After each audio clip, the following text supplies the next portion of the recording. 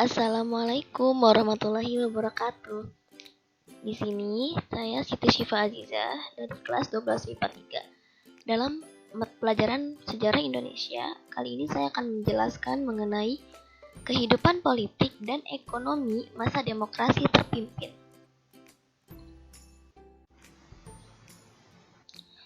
Yang pertama, kita akan membahas dinamika politik masa demokrasi terpimpin.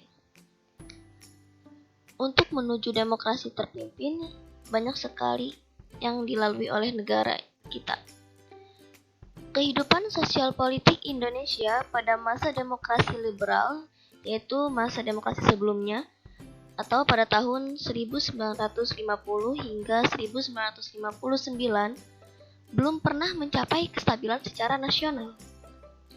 Presiden Soekarno yang dimana pada saat itu merupakan Presiden pertama Republik Indonesia, menekankan bahwa demokrasi liberal yang dipakai saat itu merupakan demokrasi impor yang tidak sesuai dengan jiwa dan semangat bangsa Indonesia. Maka dari itu diubahlah oleh Presiden Soekarno menjadi demokrasi terpimpin. Demokrasi terpimpin itu sendiri merupakan suatu sistem pemerintahan yang ditawarkan oleh Presiden Soekarno pada Februari 1957. Demokrasi terpimpin juga merupakan suatu gagasan pembaharuan kehidupan politik, kehidupan sosial, dan kehidupan ekonomi. Nah, gagasan Presiden Soekarno ini dikenal sebagai konsepsi Presiden 1957. Pokok-pokok pemikiran yang terkandung dalam konsep ini yaitu yang pertama, dalam pembaruan struktur politik harus diberlakukan sistem demokrasi terpimpin yang didukung oleh kekuatan-kekuatan yang mencerminkan aspirasi masyarakat secara seimbang. Yang kedua, pembentukan kabinet gotong royong berdasarkan imbangan kekuatan masyarakat yang terdiri atas wakil partai-partai politik dan kekuatan golongan politik baru yang diberi nama oleh Presiden Soekarno pada saat itu yaitu golongan fungsional atau disebut juga golongan karya. Selanjutnya, ada beberapa upaya yang dilakukan oleh Presiden Soekarno, yaitu upaya untuk menuju demokrasi terpimpin. Yang pertama yaitu telah dirintis oleh Presiden Soekarno, yaitu sebelum dikeluarkannya dekret Presiden pada 5 Juli 1959. Langkah pertama yang ditempuh oleh Presiden Soekarno yaitu membentuk Dewan Nasional, tepatnya pada 6 Mei 1957. Nah, sejak saat itu, Presiden Soekarno mencoba mengganti sistem demokrasi parlementer yang membuat pemerintahan tidak stabil menjadi demokrasi terpimpin. Langkah selanjutnya yang dilakukan oleh Presiden Soekarno adalah mengeluarkan suatu keputusan pada tanggal 19 Februari 1959 tentang pelaksanaan demokrasi terpimpin dalam rangka kembali ke Undang-Undang Dasar 1945. Pada hari Minggu, 5 Juli 1959, yaitu tepatnya pukul 5 sore, dalam suatu upacara resmi yang berlangsung selama 15 menit di Istana Merdeka, Presiden Soekarno mengumumkan dekret Presiden. Dekret ini memuat 3 hal pokok, yaitu yang pertama, menetapkan pembubaran konstituante. Yang kedua, menetapkan Undang-Undang Dasar 1945 berlaku bagi segenap bangsa Indonesia dan seluruh tumpah darah Indonesia, terhitung mulai tanggal penetapan dekret dan tidak berlakunya lagi Undang-Undang Dasar sementara. Yang ketiga, pembentukan MPRS yang terdiri atas anggota DPR ditambah dengan utusan-utusan dan golongan, serta pembentukan Dewan Pertimbangan Agung Sementara atau DPAS. Nah, pada 10 Juli 1959, Presiden Soekarno mengumumkan kabinet baru yang disebut Kabinet Kerja. Nah, pembentukan kabinet kemudian diikuti dengan pembentukan DPAS, yaitu tadi Dewan Perwakilan Agung Sementara. Pembentukan DPAS yang langsung diketuai oleh Presiden Soekarno dan Ruslan Abdul Ghani sebagai wakil ketuanya. Lembaga ini dibentuk berdasarkan penetapan Presiden nomor 3 tahun 1959 tertanggal 22 Juli 1959. Nah, pada tanggal 17 Agustus 1959, dalam pidato peringatan kemerdekaan Republik Indonesia, Presiden Soekarno menafsirkan pengertian demokrasi terpimpinnya, di mana demokrasi terpimpin yang isinya mencakup revolusi, gotong royong, demokrasi, anti-imperialisme kapitalisme, anti-demokrasi liberal, dan perubahan secara total. Nah, pidato itu diberi judul Penemuan Kembali Revolusi Kita, yang kemudian pidatonya itu dijadikan garis-garis besar haluan negara dengan nama Manifesto Politik Republik Indonesia, yang disingkat menjadi Manipol. Nah, lembaga berikutnya yang dibentuk oleh Presiden Soekarno yaitu melalui penetapan Presiden nomor 2/1959 tanggal 31 Desember 1959 adalah Majelis Permusyawaratan Rakyat Sementara atau MPRS dengan Chairul Saleh sebagai ketuanya. Nah, sementara itu untuk DPR hasil pemilihan umum tetap menjalankan tugasnya dengan landasan Undang-Undang Dasar 1945 dengan syarat menyetujui segala perombakan yang diajukan pemerintah sampai dibentuknya DPR baru berdasarkan penetapan Presiden nomor 1/1959. Nah, tindakan Presiden Soekarno yang lain dalam menegakkan demokrasi terpimpin ini yaitu membentuk lembaga baru yang disebut Front Nasional yang dibentuk berdasarkan penetapan Presiden nomor 13 tahun 1959.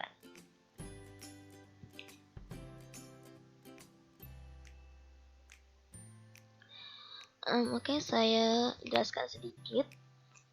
Front Nasional adalah suatu organisasi massa yang memperjuangkan cita-cita proklamasi dan cita-cita yang terkandung dalam Undang-Undang Dasar 1945. Nah, Front Nasional ini diketuai langsung oleh Presiden Soekarno. Langkah Presiden Soekarno lainnya yaitu melakukan regrouping kabinet berdasarkan ketetapan Presiden nomor 94 tahun 1962 tentang pengintegrasian lembaga-lembaga tinggi dan tertinggi negara dengan eksekutif. Jadi MPRS, DPR, DPRGR, DPA, Mahkamah Agung, dan Dewan Perancang Nasional dipimpin langsung oleh Presiden.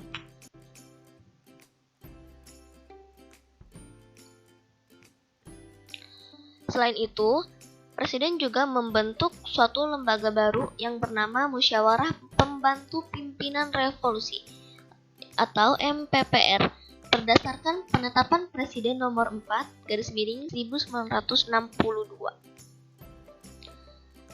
Jadi MPR itu merupakan badan pembantu pemimpin besar revolusi atau APBR dalam mengambil kebijakan khusus dan darurat untuk menyelesaikan revolusi.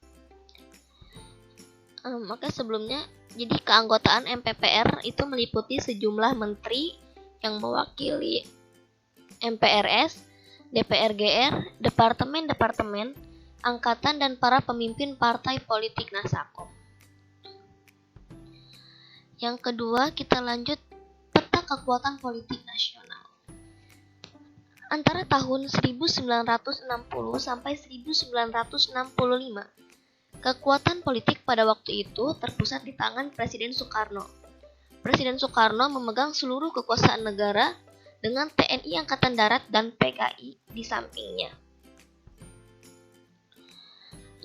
Jadi dihidupkannya Undang-Undang Dasar 1945 itu merupakan usulan dari TNI dan didukung penuh dalam pelaksanaannya.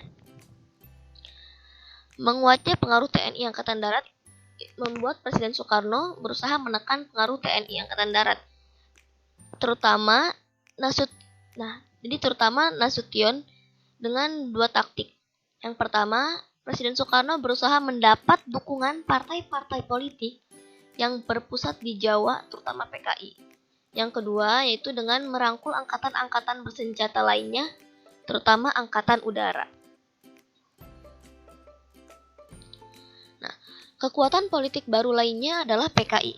PKI sebagai partai yang bangkit kembali pada tahun 1952 dari puing-puing pemberontakan Madiun 1948. PKI kemudian muncul menjadi kekuatan baru pada pemilihan umum 1955 dengan menerima penetapan Presiden nomor 7/1959. Partai ini mendapat tempat dalam konstelasi politik baru. Kemudian, dengan menyokong gagasan Nasakom dari Presiden Soekarno, PKI dapat memperkuat kedudukannya. Sejak saat itu, PKI berusaha menyaingi TNI dengan memanfaatkan dukungan yang diberikan oleh Soekarno untuk menekan pengaruh TNI Angkatan Darat. Selanjutnya, kita akan membahas mengenai pembebasan Irian Barat. Nah, salah satu isu politik luar negeri yang terus menjadi pekerjaan rumah bagi Kabinet Republik Indonesia yaitu masalah Irian Barat. Sebenarnya wilayah ini telah menjadi bagian Republik Indonesia yang diproklamasikan sejak 17 Agustus 1945 tentunya. Tetapi dalam perundingan KMB yaitu Konferensi Meja Bundar pada tahun 1950, masalah penyerahan Irian Barat ditangguhkan 1 tahun dan berhasil dicapai dalam suatu kompromi pasal di Piagam Penyerahan Kedaulatan. Oke, jadi saya akan membacakan dulu bunyi dari Piagam Penyerahan Kedaulatan. Bunyinya yaitu, mengingat kebulatan hati pihak-pihak yang bersangkutan hendak mempertahankan asas supaya semua perselisihan yang mungkin ternyata kelak atau timbul diselesaikan dengan jalan patut dan rukun, maka status quo Irian atau New Guinea tetap berlaku seraya ditentukan bahwa dalam waktu setahun sesudah tanggal penyerahan kedaulatan Republik Indonesia Serikat, masalah kedaulatan Irian akan diselesaikan dengan jalan perundingan antara Republik Indonesia Serikat dan Kerajaan Nederland. Piagam Penyerahan Kedaulatan dalam Noto Sutarjo, dokumen Konferensi Meja Bundar, sebelum, sesudah, dan pembubarannya. Nah, upaya yang dilakukan sesuai dengan Piagam Penyerahan Kedaulatan yang tadi sudah saya bacakan yaitu melalui konferensi UNI yang dilakukan secara bergilir di Jakarta dan di Belanda. Namun, upaya penyelesaian secara bilateral ini telah mengalami kegagalan dan pemerintah kita mengajukan permasalahan ini ke sidang Majelis Umum PBB. Namun, upaya-upaya diplomasi yang dilakukan di forum PBB terus mengalami kegagalan. Indonesia pun kemudian mengambil jalan diplomasi aktif dan efektif yang puncaknya dilakukannya Konferensi Asia Afrika. Nah, jadi langkah ini tuh dibilang cukup efektif dalam menggalang kekuatan untuk menyokong perjuangan diplomasi Indonesia di tingkat internasional yang memaksa Belanda melunakkan sikapnya dan mau berunding bilateral untuk menyelesaikan permasalahan Irian. Namun, karena jalan damai yang telah ditempuh selama 1 dasawarsa tidak berhasil mengembalikan Irian Barat, pemerintah Indonesia memutuskan untuk menempuh jalan lain, yaitu dengan melancarkan aksi-aksi pembebasan Irian Barat. Dimulai dengan alihan semua perusahaan milik Belanda di Indonesia oleh kaum buruh.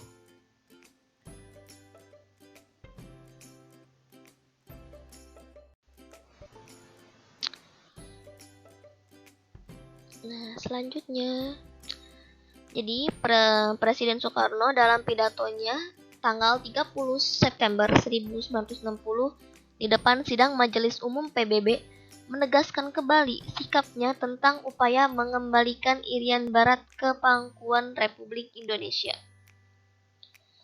Oke, jadi dalam pidato yang berjudul Membangun Dunia Kembali, Presiden Soekarno menegaskan bahwa kami telah berusaha untuk menyelesaikan masalah Irian Barat. Kami telah berusaha dengan sungguh-sungguh dan dengan penuh kesabaran dan penuh toleransi dan penuh harapan.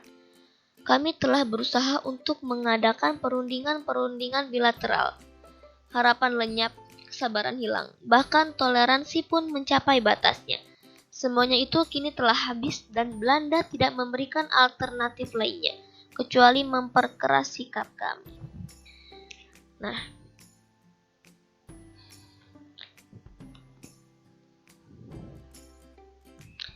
setelah upaya merebut kembali Irian Barat dengan diplomasi dan konfrontasi politik dan ekonomi tidak berhasil, maka pemerintah Republik Indonesia menempuh cara lainnya melalui jalur konfrontasi militer.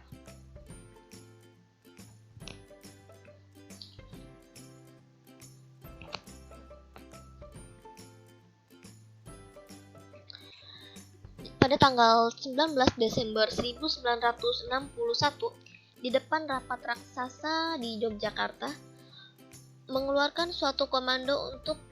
Presiden Soekarno mengeluarkan suatu komando untuk berkonfrontasi secara militer dengan Belanda yang disebut dengan Trikomando Rakyat atau Trikora.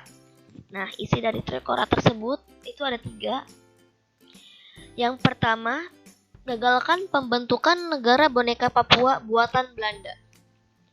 Yang kedua, kibarkan sang merah putih di Irian Barat. Yang ketiga, bersiaplah untuk mobilisasi umum guna mempertahankan kemerdekaan dan kesatuan tanah air dan bangsa. Tindak lanjut dari perjanjian New York itu, pemerintah Indonesia melaksanakan tugas untuk melakukan Act Free Choice atau penentuan pendapat rakyat atau PPRA yang tadi sebagai kewajiban yang sebagai ditentukan oleh perjanjian New York. Lalu pemerintah Indonesia melakukan ini dalam 3 tahap.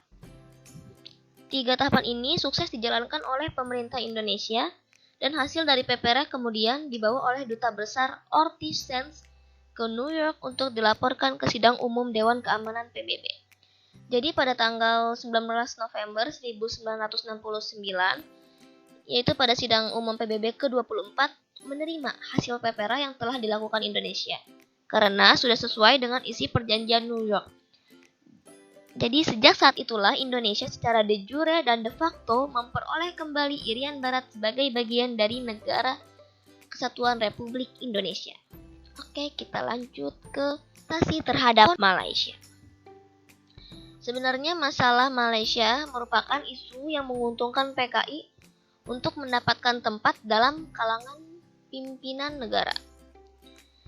Nah, masalah Malaysia ini berawal dari munculnya keinginan Tengku Abdul Rahman dari Persekutuan Tanah Melayu dan Lee Kuan Yew dari Republik Singapura untuk menyatukan kedua negara tersebut menjadi Federasi Malaysia. Nah, rencana pembentukan Federasi Malaysia ini mendapat tentangan dari dua negara yaitu Filipina dan Indonesia. Mengapa Filipina menentang? Jadi Filipina menentang karena memiliki keinginan atas wilayah Sabah di Kalimantan Utara, yang mana Filipina menganggap bahwa wilayah Sabah secara historis adalah milik Sultan Sulu. Nah, pemerintah Indonesia pada saat itu menentang karena menurut Presiden Soekarno, pembentukan Federasi Malaysia merupakan sebagian dari rencana Inggris untuk mengamankan kekuasaannya di Asia Tenggara. Pembentukan Federasi Malaysia juga dianggap sebagai proyek neokolonialisme Inggris yang membahayakan revolusi Indonesia. Jadi, untuk meredakan ketegangan di antara 3 negara tersebut, kemudian diadakan Konferensi Mapilindo, yaitu singkatan dari Malaysia, Filipina, dan Indonesia. Diadakan di Filipina pada tanggal 31 Juli sampai dengan 5 Agustus 1963. Nah, hasil-hasil pertemuan puncak itu memberikan kesan bahwa ketiga kepala pemerintahan berusaha mengadakan penyelesaian secara damai dan sebaik-baiknya mengenai rencana pembentukan Federasi Malaysia yang menjadi sumber sengketa. Konferensi Mapilindo menghasilkan 3 dokumen penting, yaitu Deklarasi Manila, Persetujuan Manila, dan Komunike Bersama.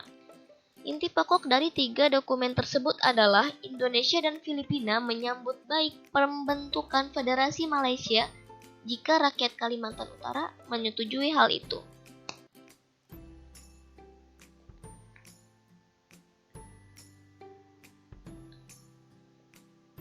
Nah, di tengah berlangsungnya konfrontasi Malaysia ini, Malaysia justru dicalonkan menjadi anggota tidak tetap Dewan Keamanan PBB. Hal ini tentu mendorong pemerintah Indonesia mengambil sikap menolak pencalonan Malaysia sebagai anggota tidak tetap Dewan Keamanan PBB.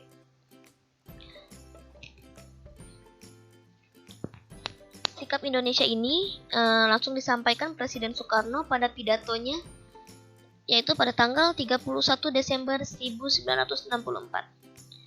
Saya tidak saya tulis di sini, tapi akan saya bacakan.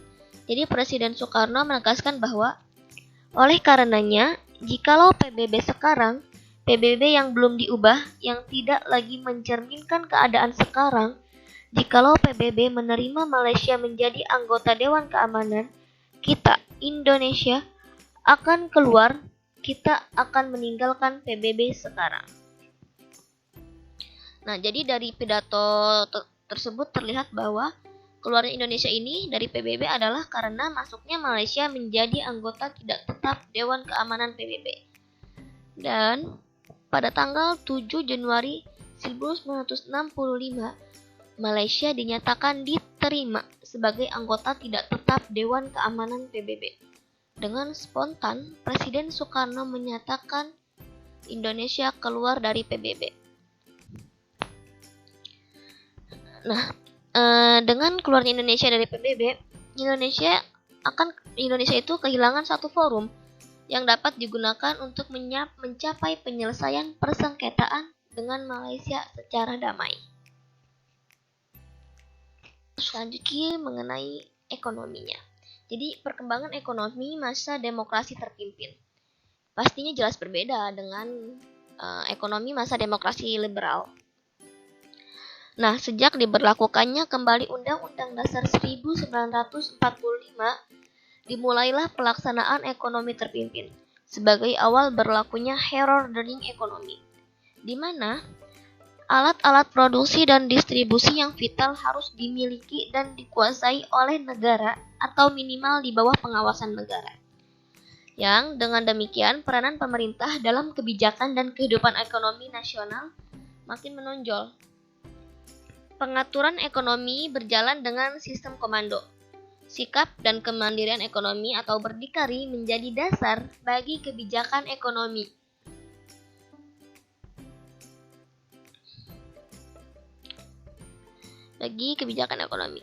Masalah pemilihan aset nasional oleh negara dan fungsi-fungsi politiknya ditempatkan sebagai masalah strategis nasional. Nah, kondisi ekonomi dan keuangan yang ditinggalkan dari masa demokrasi liberal berusaha diperbaiki oleh Presiden Soekarno. Beberapa langkah yang dilakukan oleh Presiden Soekarno antara lain membentuk Dewan Perancang Nasional atau Depernas dan melakukan sanering mata uang kertas yang nilai nominalnya itu Rp500 dan Rp1.000, masing-masing nilainya diturunkan menjadi 10% saja.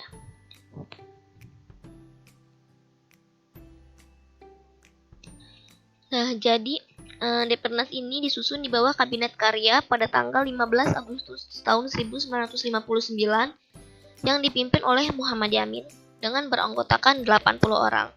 Tugas dari dewan ini yaitu menyusun overall planning yang meliputi bidang ekonomi, kultural, dan mental.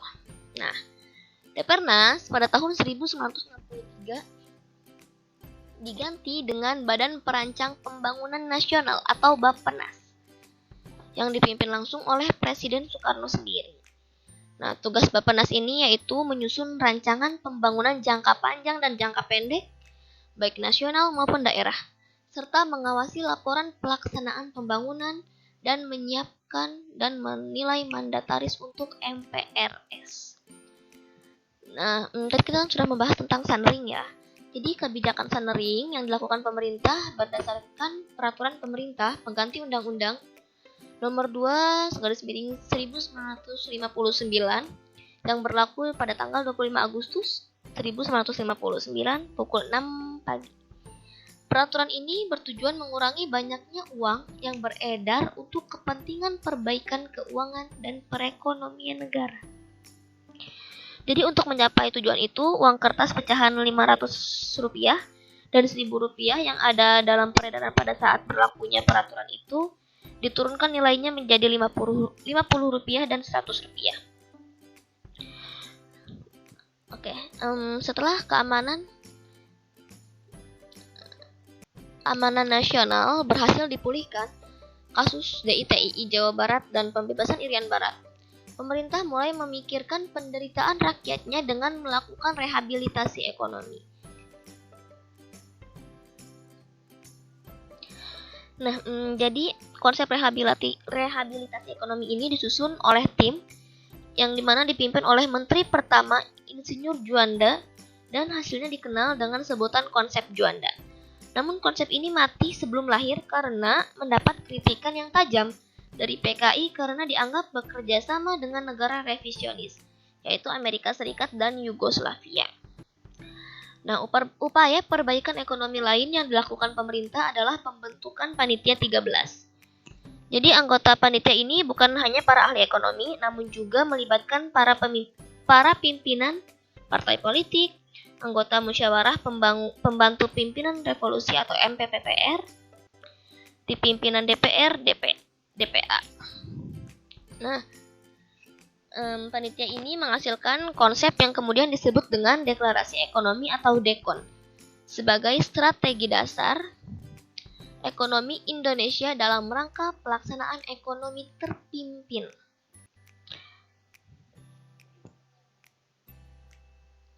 Nah, tidak saya tulis di sini, namun akan saya jelaskan. Jadi, strategi ekonomi terpimpin dalam DEKON ini terdiri atas beberapa tahap. Tahap yang pertama yaitu harus menciptakan suasana ekonomi yang bersifat nasional demokratis, yang bersih dari sisa-sisa imperialisme dan kolonialisme. Tahapan ini merupakan persiapan menuju tahapan kedua yaitu tahap ekonomi sosialis. Beberapa peraturannya merupakan upaya mewujudkan stabilitas ekonomi nasional dengan menarik modal luar negeri serta merasionalkan ongkos produksi dan menghentikan subsidi. Jadi peraturan pelaksanaan DEKON ini juga tidak terlepas dari campur tangan politik yang memberi tafsir sendiri terhadap DEKON. Pada masa demokrasi terpimpin ini, kondisi ekonomi semakin memburuk karena anggaran belanja negara setiap tahunnya terus meningkat tanpa diimbangi dengan pendapatan negara yang memadai. Jadi salah satu penyebab membengkaknya anggaran belanja ini karena pembangunan proyek-proyek mercusuar yang lebih bersifat politis daripada ekonomi. Misalnya pembangunan Monumen Nasional atau Monas, pertokoan di Sarinah, dan kompleks olahraga Senayan yang pada saat itu dipersiapkan untuk Asian Games 4 dan Games of the New Emerging Force atau GANEFO. Nah, kondisi perekonomian yang sangat merosot mendorong pemerintah berusaha mendapatkan devisa kredit atau kredit impor jangka panjang yang harus dibayar kembali setelah 1 atau 2 tahun.